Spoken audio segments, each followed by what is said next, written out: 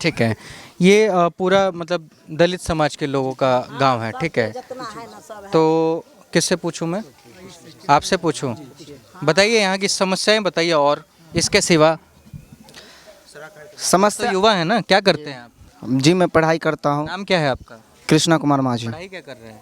पढ़ाई अभी मैं बीए पार्ट 1 का रजिस्ट्रेशन करवा, अभी एडमिशन करवाऊंगा इस साल। यार चौचक आदमी हो। ये बताओ क्या समस्या है युवाओं के लिए? यहाँ पर युवाओं के लिए सबसे बड़ी समस्या ये है कि हमारे गांव के पिछले लगभग 4-5 साल से जो हमारे से सीनियर सिटी के लोग पढ़ाई करते थे यहाँ पर, काफ़ी मेहनत करते हैं, देखते हैं सुबह शाम दौड़ता है, अपना मेहनत करता है, कोई आर्मी, कोई बिहार पुलिस, कोई चौकीदार, जिससे जो होता है कोई कंपटीशन सब वगैरह तैयारी अच्छा से करता है। लगभग देखा जाए तो 10वीं बार का इस बार से पिछला जो रिज़ल्ट आया था, लगभग मेरे गांव से लगभग 10 से 12 लड़के थे सीनियर सिटी में, लगभग सब फर्स्ट डिवीज़न ही लाया यहाँ पे। मार्क भी और पढ़ाई भी अच्छा करता है, उसके बावजूद भी उसके पास बेरोजगारी रहता है। सबसे समस्या यह है, आखिर इंसान पढ़े तो कितना पढ़े। हमारे बाप दादा और पुरखाओं के पास इतना मुगल आजम की तरह छोड़ा हुआ पैसा नहीं है जिसे हम बार बार खर्चा करके पढ़ सकते हैं। जो हमारे पिताजी मजदूरी करके जितना पार लगता है उतना पढ़ाते हैं। अगर उतना जैसे इंटरमीडिएट तक में कोई टेक्निकल करके मुख्य समस्याओं की मैं बात कर रहा हूँ, वो तो ठीक है आप कर रहे हैं, ये मुझे मालूम है, ये जो आपने बता दिया। समस्याएं क्या? रोजगार समस्याएं हैं, अच्छी यूनिवर्सिटी नहीं होना ये समस्याएं हैं, शिक्षा के लिए आपको बहुत दूर जाना पड़ रहा है वो समस्याएं हैं। समस्या है मेरे गांव में। जैसे ये मेरा गांव भी हवासा हुआ है, लगभग यहाँ से पीछे भी 4-5 बस्ती है।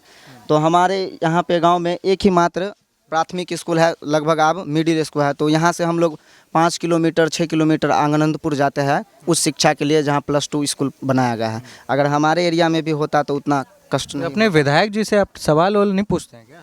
हमारे इधर विधायक कभी ये भी नहीं करता है। क्या बात कर रहे हैं? जिता देते हैं और एक बार वोट ले लिया भैया जय श्री राम, फिर आएंगे अगले 5 वर्षी में। जिताते क्या सोच के हैं? जिताते कुछ सोच के नहीं सर। देखिए सब सीधी सी बात है कि यहाँ पे माहौल होता है, जो अब जैसे कि कोई वोट लेने के लिए आता है तो कैसे दिखाता है कि हम ये करेंगे वो करेंगे, आ जाते हैं समझाइए माहौल, ये समझाइए कि कैसे बनता है। मतलब एक चीज़ समझिए आप मुझे, कि पूरे बिहार ही नहीं, जहाँ भी पूरे देश में वोट साधने का सीधा और सटीक एक ही कम्युनिटी होती है, वो है दलित समाज, है ना। देश में सबसे ज़्यादा तो वही है ना।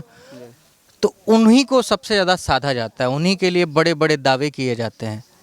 तो आप लोग क्या सोच समझ के आप चुनाव करते हैं अपने विधायक? हम लोग में एक ठो कॉमन सेंस होता है हमारे जाति में। अक्सर अगर देखा जाए तो अगर एक बार भी कोई सोच ले, ठान ले कि हम ये करेंगे, तो उस बात को कोई नकारता नहीं है। सारे समूह मिलकर बस एक ही काम में लग जाते हैं। जैसे कि आप मान लीजिए मेरे मन में है कि हम इसको वोट देंगे, आप 2-4 आदमी से हम वार्तालाप करें कि इसको हमको वोट देना है, तो सब मान जाते हैं इस बात को।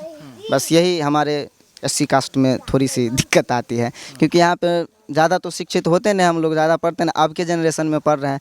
इसलिए हमारे लोग को जो है, जो पब्लिक के भेजा है उतना आता नहीं है कि मतदान एक ऐसा चीज़ है कि जहाँ पे हमारा स्वच्छा हो, स्वतंत्र हम जहाँ पर प्रदान करते हैं वहाँ पे हमको मतदान डालना चाहिए। लेकिन पब्लिक उतना सर्वेश करता नहीं है। इसलिए हमारे समाज में देखा जाए तो खास करके हमारे जाति में, कि एक बार किसी को अगर वोट पड़ गया तो मान लीजिए कि उस बस्ती से पूरा वोट उसी को ही जाएगा। फिर एक सवाल मैं आपसे पूछता हूँ, क्योंकि आप शिक्षित हैं, पढ़ लिख रहे हैं, आप ग्रेजुएशन BA से कर रहे हैं ना? जी। किस में? आर्ट्स वगैरह है ना सब, इतिहास वगैरह आप पढ़ते हैं? म्यूजिक ऑनर्स कर रहे हैं। म्यूजिक ऑनर्स कर रहे हैं, ठीक है। थोड़ा सा इतिहास तो मालूम होगा। फिर से वही सवाल कि पिछले 30 सालों में दलितों की स्थिति कितनी बदली है?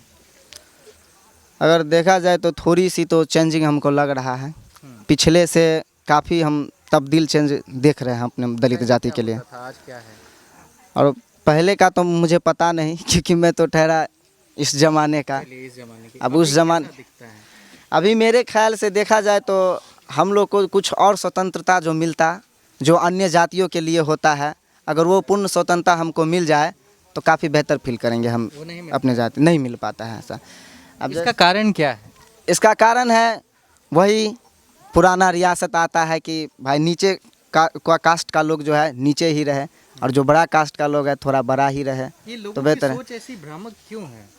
अब वो तो लोग की सोच ही जाने, सरकार का सोच कुछ नहीं होता है। सरकार जो भी बनता है सब अपने भारतीय, चाहे जहाँ का भी सरकार हो, देश के लिए भला ही सोचता है। बस उससे जो थोड़ा नीचे का नेता पोस्ट होता है उसके थ्रू आता है वो जो भी योजना चलाते हैं, और उससे भी छोटा पोस्ट जो होता है मुखिया, उससे भी छोटा पोस्टमैन जो होता है वो क्या होता है, वार्ड नंबर। तो नीचे का ही यहाँ पर जो इस राजनीतिक से जुड़ा जो नेता होता है, यहाँ तो नीचे का ही नेता बिकाऊ होता है। इसमें सरकार को हम दोष नहीं दे सकते हैं। आप लोग क्या चाहते हैं सरकार से?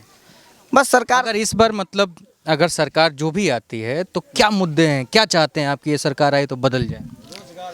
बस हम लोगों को जो शिक्षित है, जिस ढंग से हम लोग पढ़ाई मेहनत करते हैं, अगर इसमें नौकरी मिल जाए हमारे जाति को अच्छे ढंग से तो काफ़ी बेहतर है। नौकरी या शिक्षा? शिक्षा तो परम जरूरी है। पहले शिक्षा, उसके बाद तो नौकरी। शिक्षा तो मिलते रहा है, अब बहुत बेहतर मिलता है अभी शिक्षा। क्या बोल रहे हैं जी? जी सही बात बोल रहे हैं हम। जो लड़का बोल रहा है वो सहमत है हम खुद। ये इतना बात क्या करते हैं? सिलाई करते हैं। नाम? महानंद माझी। अच्छा।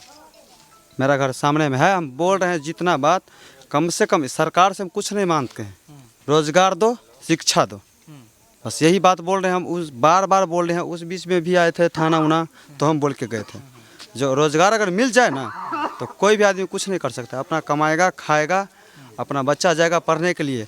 लेकिन किसी एगो बात बोलते हैं, एक बात, जो किसी अमीर का बच्चा अगर जाएगा ना सरकारी में, चाहे पढ़ने के लिए चाहे अमीर में, तो वो बोल नहीं सकता कुछ भी।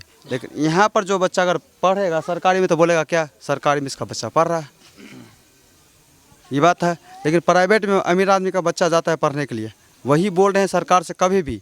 चाहे सरकार से काहे बोलेंगे, सरकार तो हम लोग बनाते हैं, हम लोग वोट दे के बनाते हैं सरकार, ऐसा तो नहीं है।